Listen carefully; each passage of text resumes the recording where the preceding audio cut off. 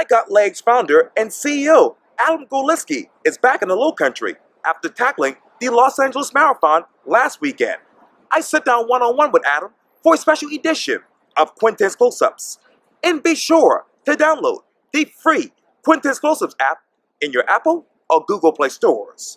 And be sure to subscribe to my YouTube channel. Adam Gorlitsky, it's so good to see you again. Hey, pleasure, man. Likewise, likewise. Pleasure. Yeah, anytime. So obviously I have interviewed you for Quintin's Close-Ups earlier this year, and obviously you're the founder and CEO of I Got Legs, which is a company that builds ReWalk robotic exoskeletons for paralyzed people like yourself. Yeah, well, we help others get access to the ReWalk robotic exoskeleton, amongst other mobility needs. Yes. But yeah, you know what? The last time I was here, I think you're the first outlet that I told about the Los Angeles Marathon. Exactly. And obviously you just completed that. Yeah, just completed it last Saturday, or last weekend. Who is Adam Gorlitsky now, looking back from last Saturday to right now? That's a good question. Who am I now compared to last week? Well, I've probably been humbled a little bit, maybe. This marathon totally kicked my butt, man. It was just a colossal beatdown. The Los Angeles Marathon race course is the hardest I've ever done in my life. So it was very challenging. Very, very challenging. Matter of fact, from this particular news outlet, it reads this: obviously you didn't complete the full marathon, yeah, but you were able to, accomplish some things. And I know that it took you 2 days and 28 hours. Yep.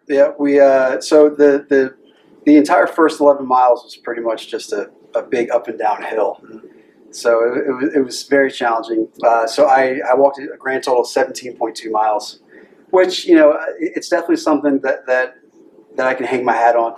Prior to this, the farthest I've ever walked was a half marathon, which is 13.1 miles. Right. So I was a little disappointed at first, not being able to get all 26.2, but looking at everything that we accomplished throughout the entire week, with me walking 17.2 miles, right.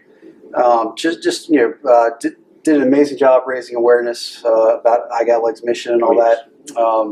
And then now, ever since the marathon happened, we've literally had like between 40 and 50 people reach out to us wanting to know more about this ReWalk robotic exoskeleton, how they can get access to one, how we can ultimately help them fundraise for their own set of legs.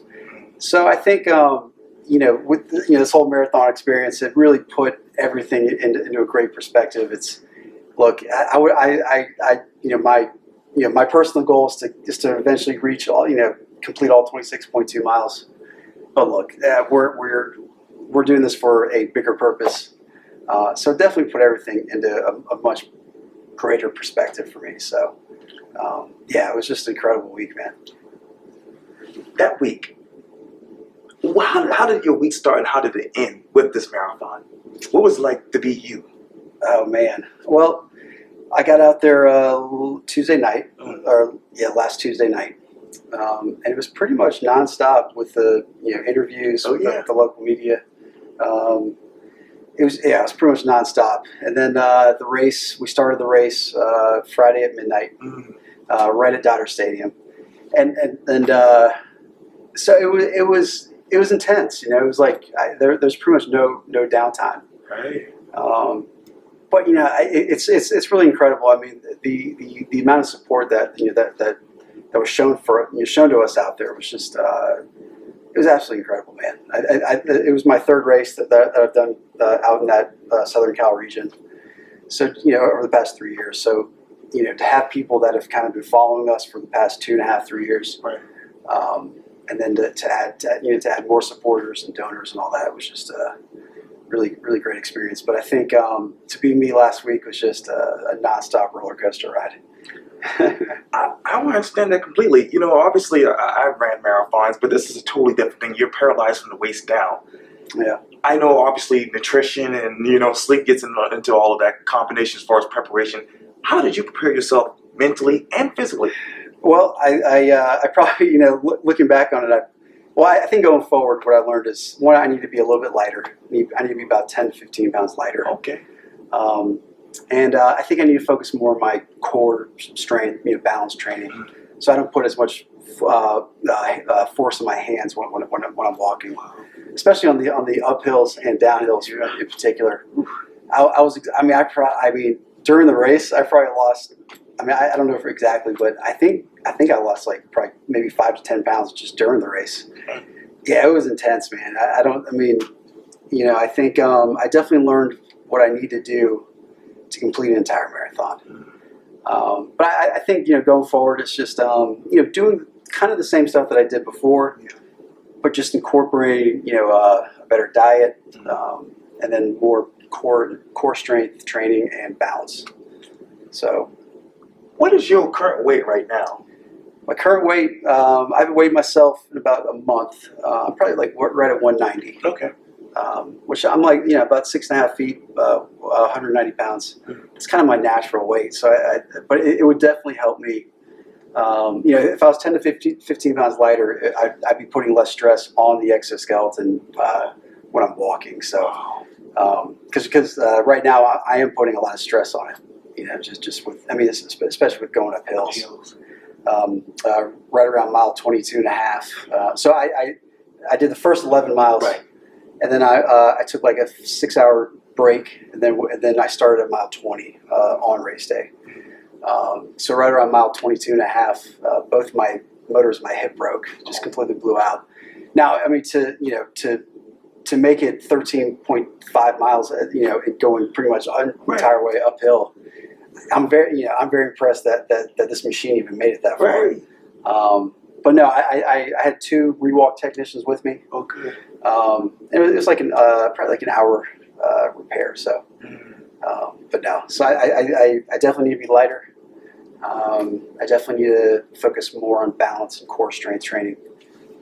So I think sometime early next year I'm going to attempt another marathon. Oh wow! So I look forward to it. Okay, during that particular 6-hour break, what exactly did you do besides sleep?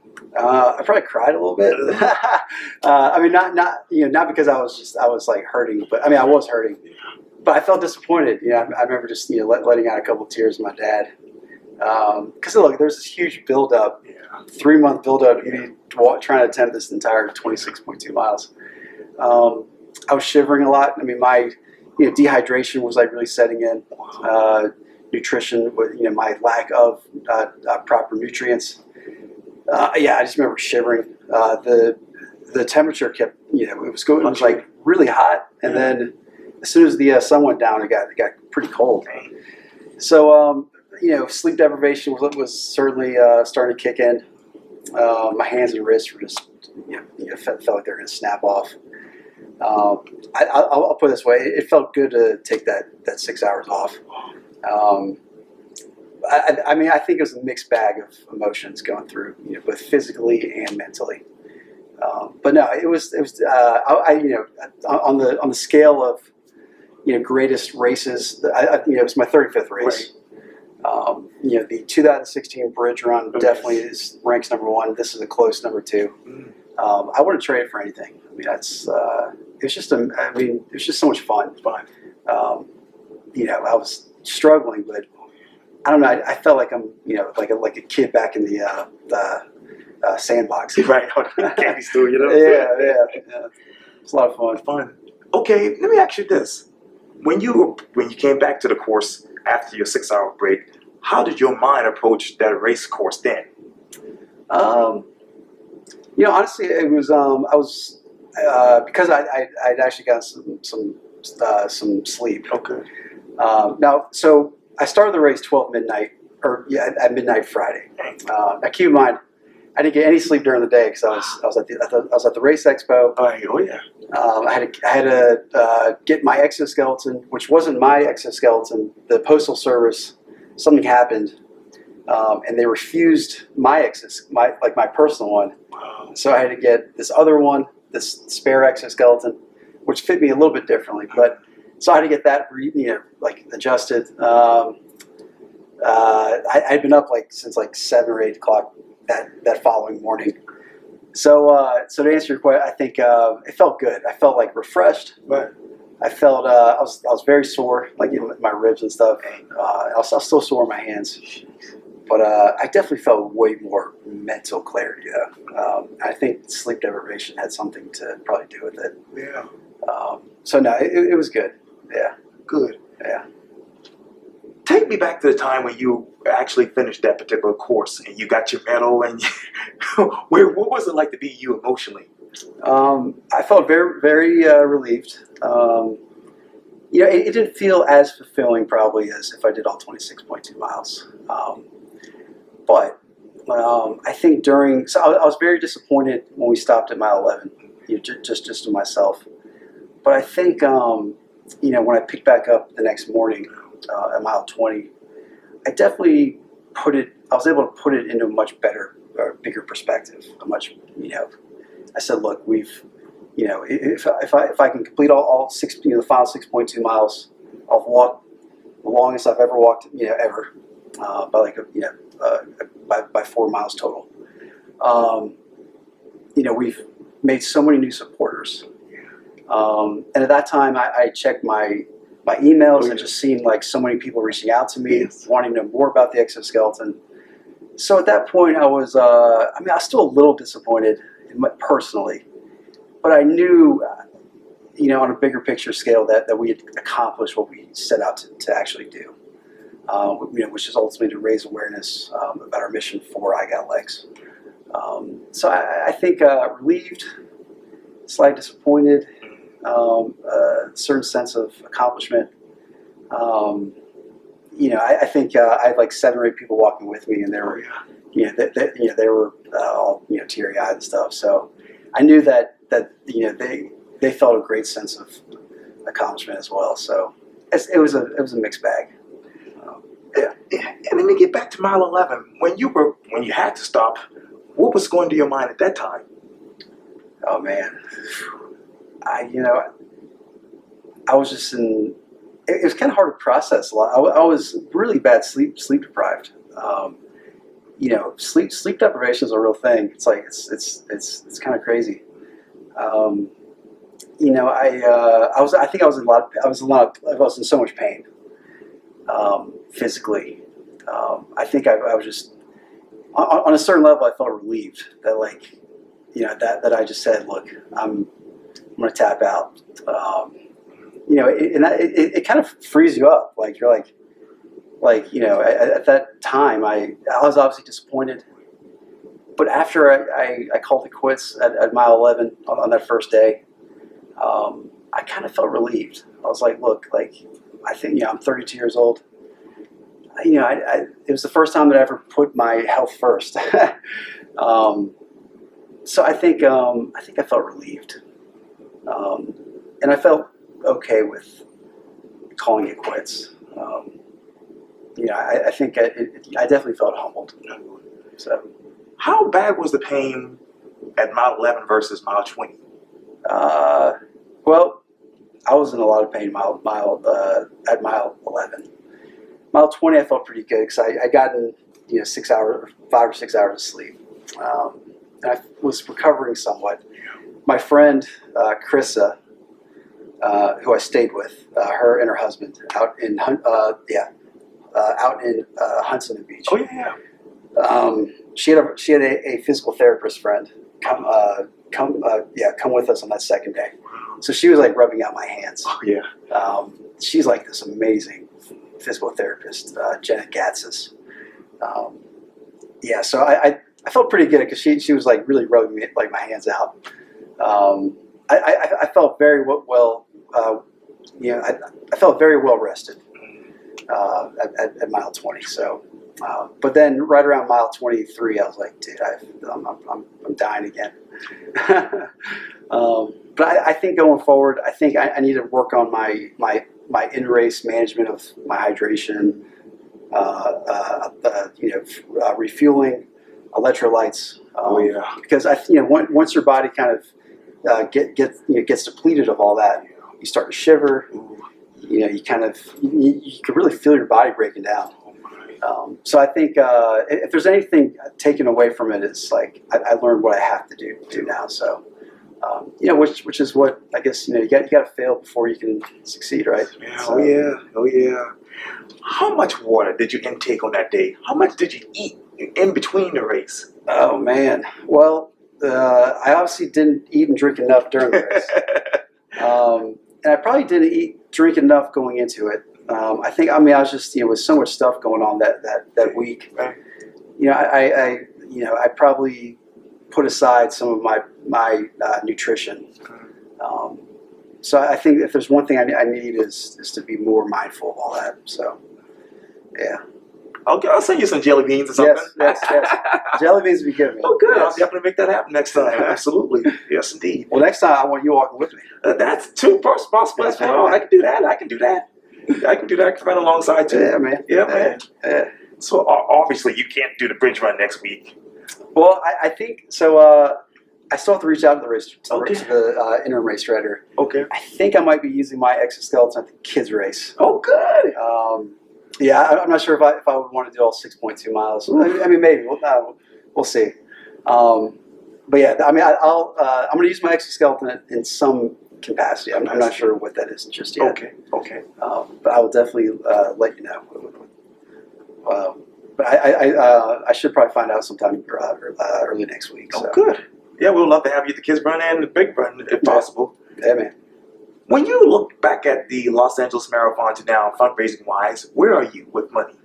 Well, we have a long way to go. Okay. To be able to to fund our 2019 budget. I'm trying to think a particular dollar amount.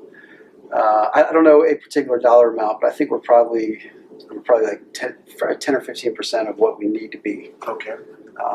So we still have a very long way to go. But one of the things all this attention does, all these interviews and everything, it definitely helps with getting sponsorship for future events. So we have two events coming up. May 6th is our Dog and Duck charity golf tournament that Dog and Duck puts on. We're the sponsor charity of that. Those proceeds are the majority of those proceeds are benefiting Sydney Fowler. Sydney's a 13-year-old girl from here in Charleston that just got paralyzed from a staph infection. So the majority of those proceeds will go toward helping her adapt her home for when she comes home from spinal cord injury rehab.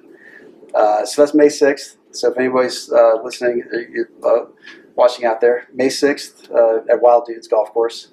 And then July 4th is our Firecracker 5K. Oh, yeah. Yeah. So we're getting sponsors for that. We also have a Bridge Run after block party. It's at Container Bar next Friday. Oh, yeah. Or no, next Saturday after the Cooper River Bridge Run. That's right, on Pleasant Street. Yep. It's gonna be at Container Bar. We're the sponsor charity of that event. So in terms of funding, we should be pretty good come July 4th. Okay. But no, so it all starts with doing all these races, and me walking and doing all these your show and all these news outlets and all that. So yeah. Saw you on TMZ. That was fun. Yeah. I got to meet Harvey Levin. Oh yeah. Of TMZ. So that was cool. Yeah. You're getting Hollywood on me, man. No way. Never. Well, Adam Gorlitsky, thank you so much for your time. I really, really appreciate this. Hey, always, man. Likewise. Thank you. And go to igotlegs.com. .org. Excuse me. igotlegs.org to help him get some money. Yes. Thank you. Yeah, man. Yeah, anytime.